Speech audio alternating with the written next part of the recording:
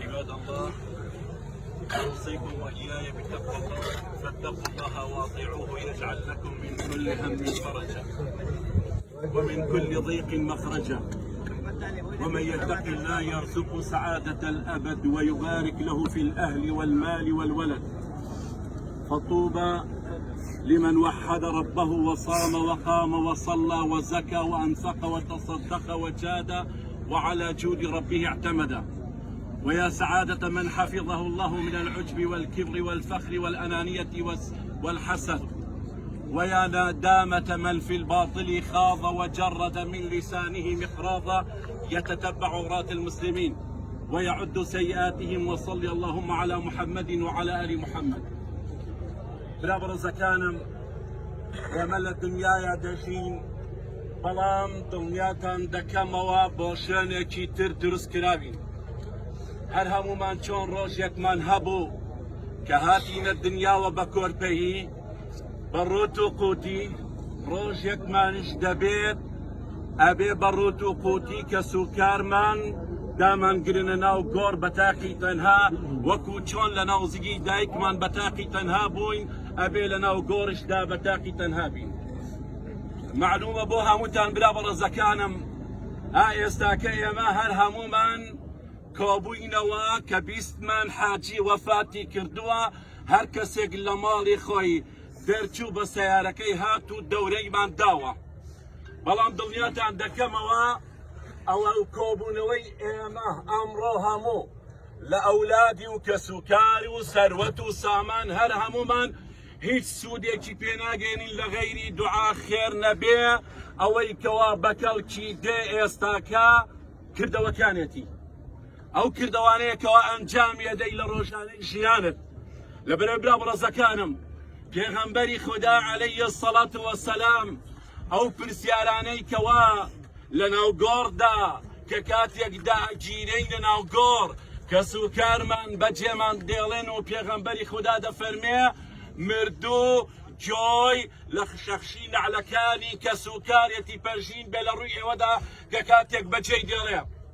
ئەو کاتە دەنگی لێ بەرزەبێتەوە مردووەکە لە ناو گۆڕدا دەنگی لێ بەرز دەبێتەوە دەڵێ ئەینە ئەهلی ئەینە مالی کوانێ کە سوکارم کوانێ سەروەت و سامانم. لەبەرەوە بۆ کە لە ژیانە بوو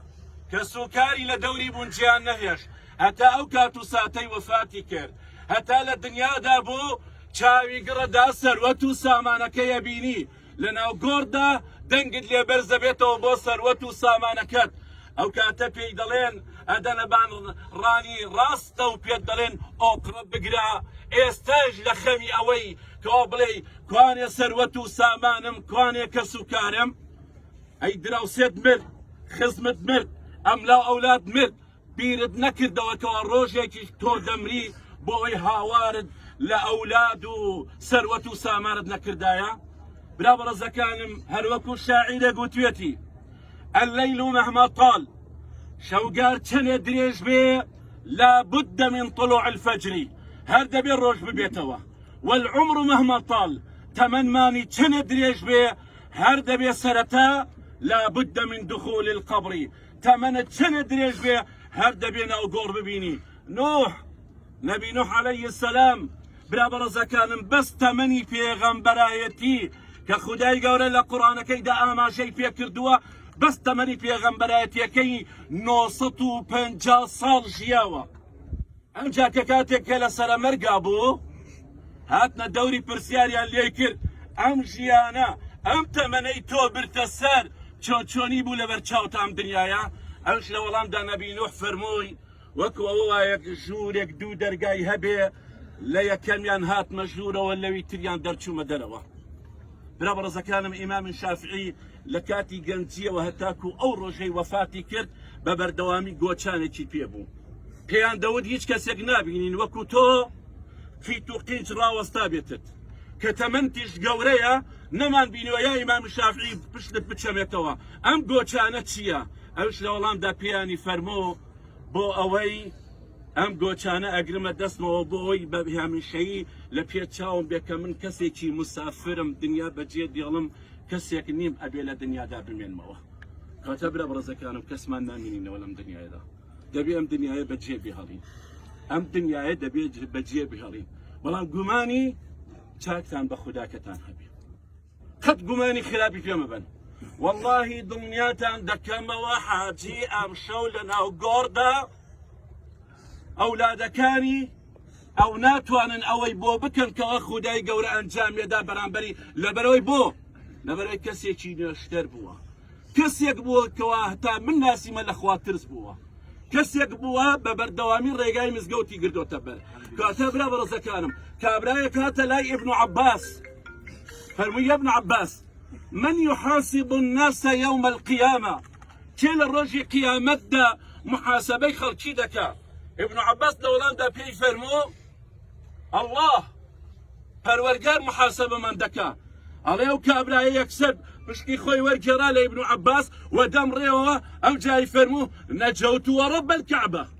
دولا بردمو بخوي كعبه بردمو بو لما برا برزكانم خداي قورا لدايكو باوكمان ببزيترا خداي قورا لدايكو باوكمان برحمترا كواتا بلام ابيتو جموجولك تهبي لدنيا دا دبيتو زمان بزاني روجانا تشي ضلي دبي بزاني شاي بير بخشي وناز ونعمتي پروردگارا تماشای چی دکی او جوی پیت بخشی و دبی بزانی روزانه جوبیستی چی دبی او دسی پیتی بخشی و دبی بزانی او دست چون را دوشینی او ورگی پیت بخشی و بروبومی لسر عرضه دانا و رزقك بو ایما دبی بزانی چی اکیتنا او ورگوا او پی پیمان بخشی و دبی بزانی روزانه بو چو هاتو چوی پی دکی او کاتب بزانه لناو گوردا پرسیاری هر هموی دی دکریم برابر زکانم اوي كوا فرياد دكوي لناو غوردا ثروت سامانيه هموتان دزانن وسيري تابوتك بكن بتانكيان قرانوا اوي كوا تنها بكركي دي بس نرجة كانتي رجو كانتي زكاة كانتي قصة خير كانتي امر بتشاكا ونهي لخراب كانتي لبريبو برابر زكانم كاتي يا ما بجي ديالين دو فريش لداء بزن يكسر اتشنا لا يسريوا كدينا لا يسرتوا اقل الروجاني جيان الدابة بردوامي نوشت انجام دابي نو تشوانت نابيتا زريبو الله كد نوشت كدبي او كاتا كردوا كابيتا كسيكي زور جوال لجيان انساني واجوارد نبيني جيت لا يسرتوا اتشوا قش ملايكة كانوا دليا ما قبل مدخلون بوتانية بين شورة ولا يسري لبرو السجيبو بالورقار بردوا بلان برابر زكانم اوا نجفرياي كوت لا يسريوا اي اولاد كاني يا استاذ قال يا ما شو دقرنوا كسيان لديارنا من نوتاكو نيجي بياني تواو اول جياني دنيا يا برابر زكانم باخومان خمي خومان بخوين خۆمان کردەوە ئەنجام بدەین چاوەڕێی ئەولاد و کەس و کار و سەروەت و سامانیش پێش خۆت ڕەوانەی کە لەبەرەوەی قەبرەکەت بۆ دەڕازێنێتەوە بەڵام وەڵڵاهی لە دنیادا بۆ کەس و کار و ماڵ و منداڵت کۆت کردبێتەوە ژیانیانت ئاسوودە کردبێ بیرت لە فەقیر وەرجار نەکرد بێتەوە ئەو کاتە دڵنیات دەکەمەوە کەوا لە عێراقی ژیانت ئاسوودە نابێ لەبەرەوەی بۆ مناڵەکانت خوش گوزەران بوون لە دنیادا بەڵام بیرت لە لاشەی خۆت نەکردەوە لەم ڕۆژە نەکردەوە هیوادارم برا بەڕێزەکان هەمومان بە خۆمانە بچینەوە هەر هەمومان بە خۆمانە بچینەوە ڕۆژێکمان هەیە وەکو حاجی ئەمان هێنن دامانەگرن ناو قەبرەوە ئەوەی بەکەڵکت دێ نوێژە لای سەرەوە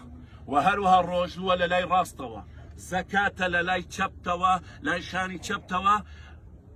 قسە خێرەکانی دنیاتە سڵح لە بەینی خەڵکی لە لای پێکانتەوە دیفاعت لێ دەکا بەڵام دڵنیاتان دەکەمەوە ناتوانم بڵێم ئەولادەکەی ئێستا بەکەڵکی دێ